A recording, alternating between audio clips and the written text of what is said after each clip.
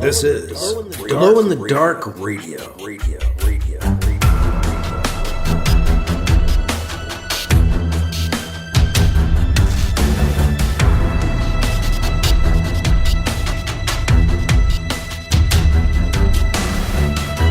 The science fiction podcast with original independent science fiction written and performed by Mike Luoma, with music by Kevin MacLeod. The Vatican Assassin Trilogy and The Adventures of Alibi Jones by Mike Luoma are available in ebook, trade paperback, and audiobook wherever you find your books online. Get links and details at glowinthedarkradio.com.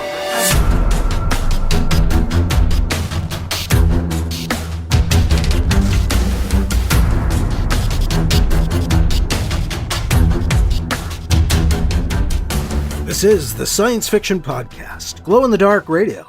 I'm your host, your writer and reader, Mike Luoma. And I've got Chapter 7 of Vatican Ambassador on the way on this episode. It's a short chapter, I'm going to caution you. Not even quite 10 minutes. But I will make up for it, because next week it's almost a half-hour long chapter, and the next couple weeks after that will probably be about that long, because I've got to break up a chapter. Chapter 9 is like over an hour long, so bear with me.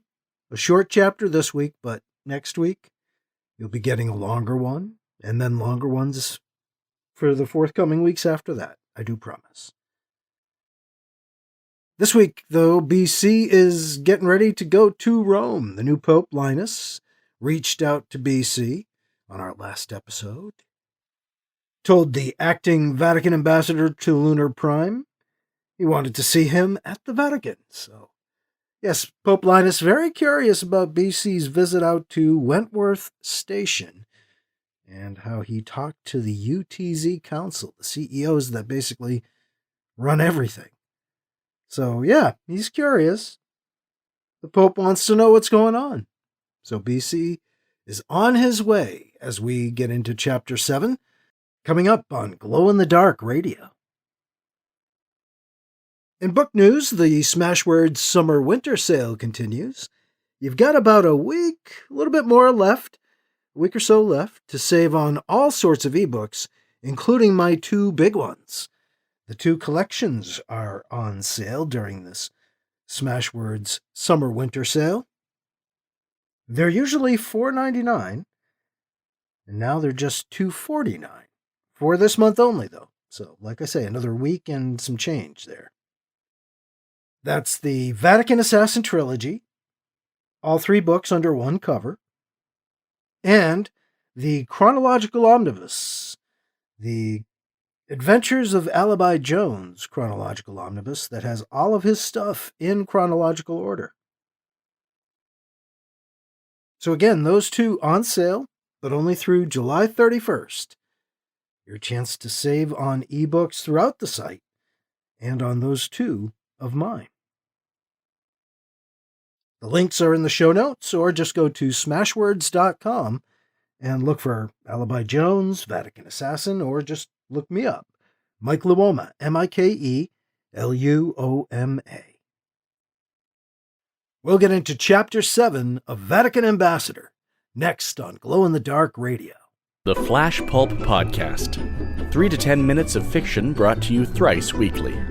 Now it's three apocalypses in one. Yeah! Suffering from tough, stuck-on humans? Well, 20 hellish hours of suffocation in the all-encompassing web of Carwick the Spider God will get them right out. Too many brains lying around? The ravenous mouths surrounding zombie-fighting Ruby will quickly clean those up. Nosy neighbors, infect them with the murder plague, and watch as they dissolve into paranoid maniacs bent on the preemptive assassination of their friends and family. Why stop at one end of the world when you can have all three? You can find them all at flashpulp.com or search for them on iTunes.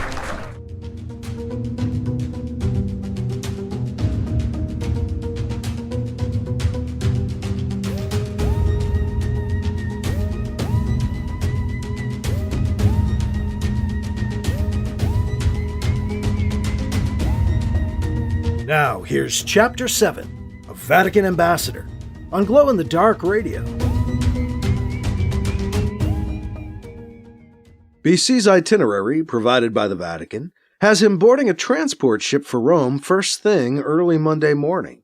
He makes his way to the docking bays, bristling at being on someone else's schedule instead of his own. This sucks.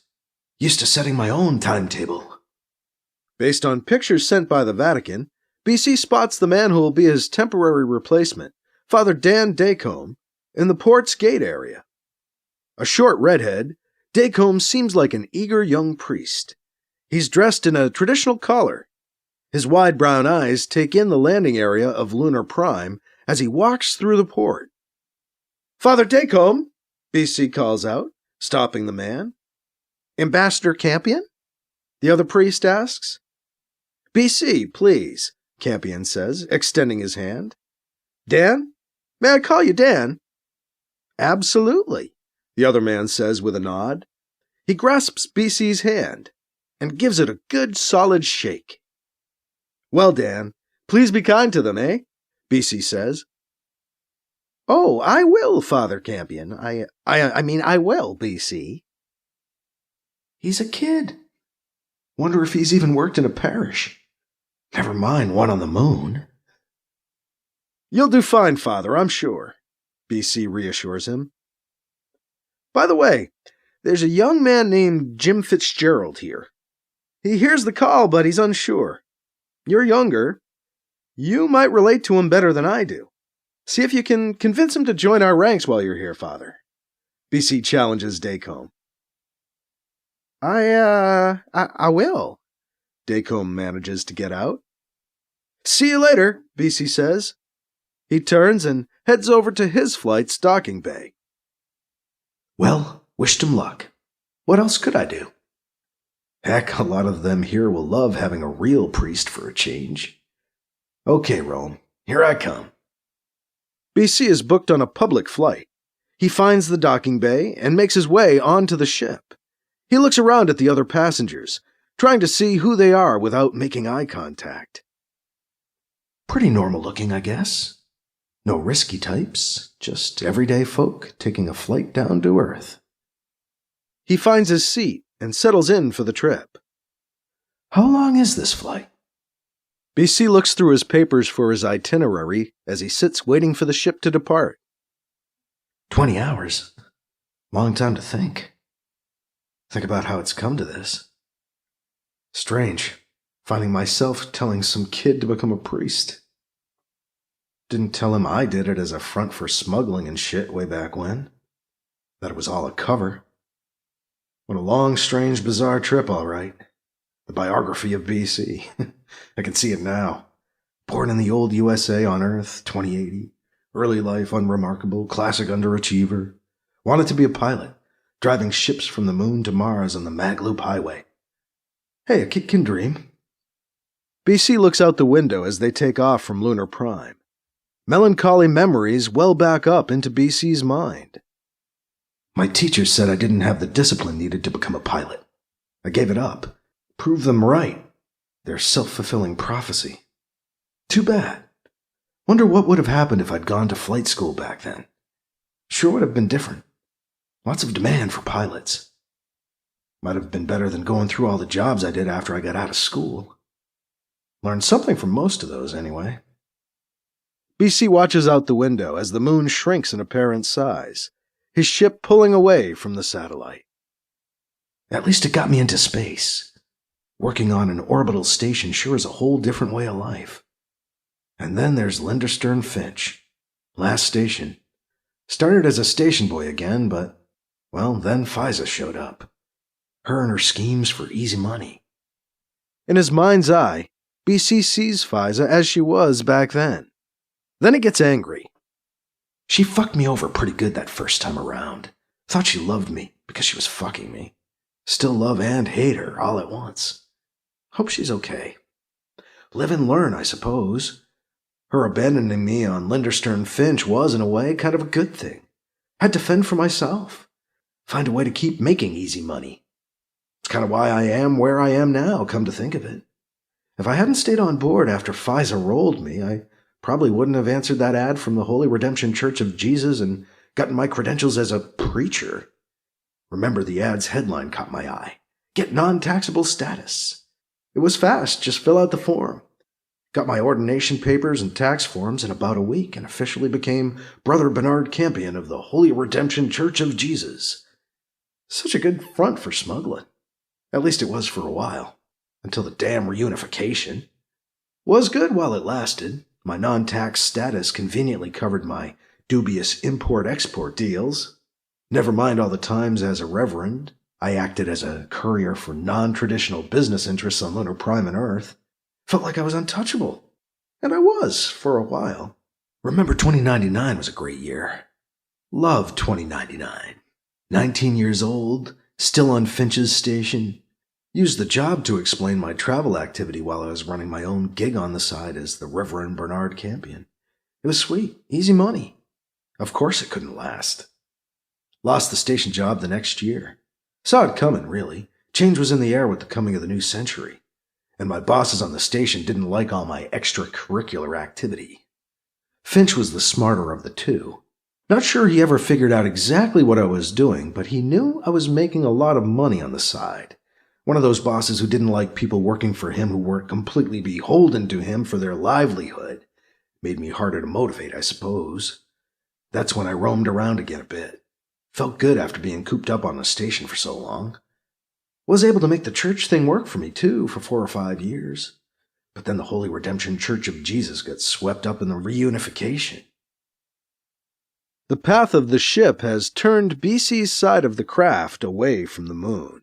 Out his window now is the deep velvet carpet of stars, as they shine only in the vacuum of space, no gaps among them, just dimmer stars between the brighter.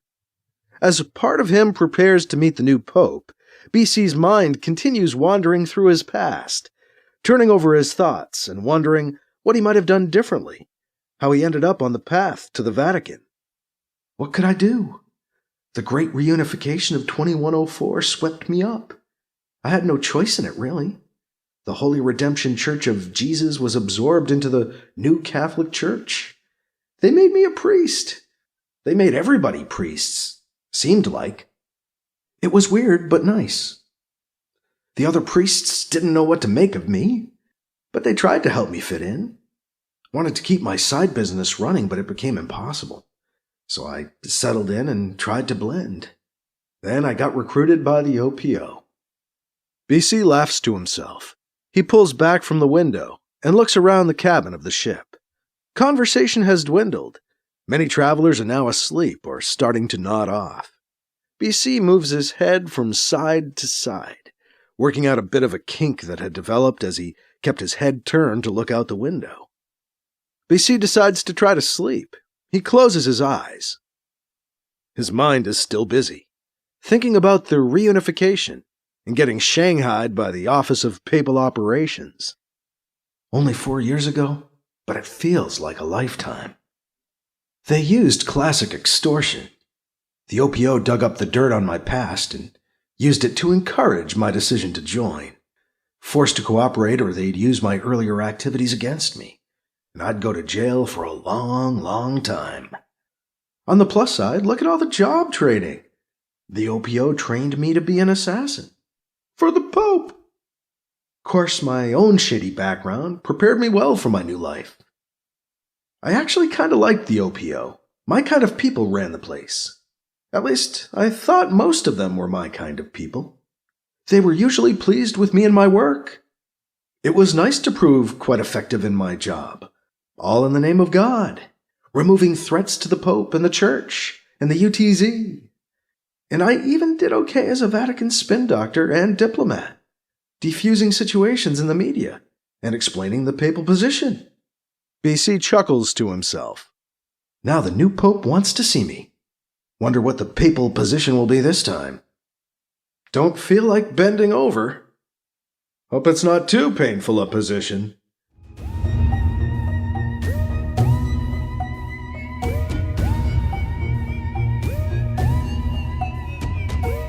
That was Chapter 7 of Vatican Ambassador on Glow in the Dark Radio. Kind of a short chapter, as I was saying in my introduction, but we have some long ones on the way the next few weeks. So thank you for bearing with me as we just kind of got some insight into what BC is thinking as he traveled down to the Vatican. We're going to land in Rome and meet the new Pope with BC on our next episode, with Chapter 8 of Vatican Ambassador. And remember, the Smashwords Summer-Winter Sale is ongoing, but not for too much longer. You've got about a week and 2 days, couple days from when I'm recording this. Goes through July 31st. That's at smashwords.com. And the links to my stuff that are on sale, the 2 big collections that are on sale, the link is in the show notes. And that is all for this week. I'm your host, your writer and reader, Mike Luoma. Thank you again for listening to Glow in the Dark Radio.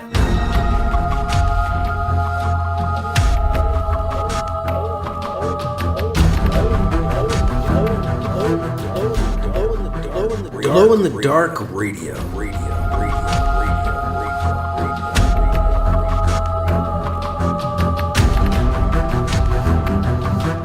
This podcast presentation is copyright 2023 by Michael F. Luoma and is protected under a Creative Commons Attribution, Non-Commercial, No Derivatives 4.0 International License, CC by NC-ND 4.0. Music by Kevin MacLeod.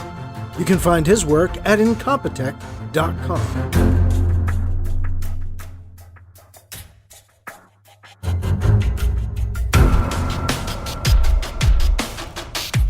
Mike's books are available in ebook, paperback, and audiobook, wherever you find books online. Get links and more details at glowinthedarkradio.com and mikeluoma.com. This has been a presentation of Glow in the Dark Radio.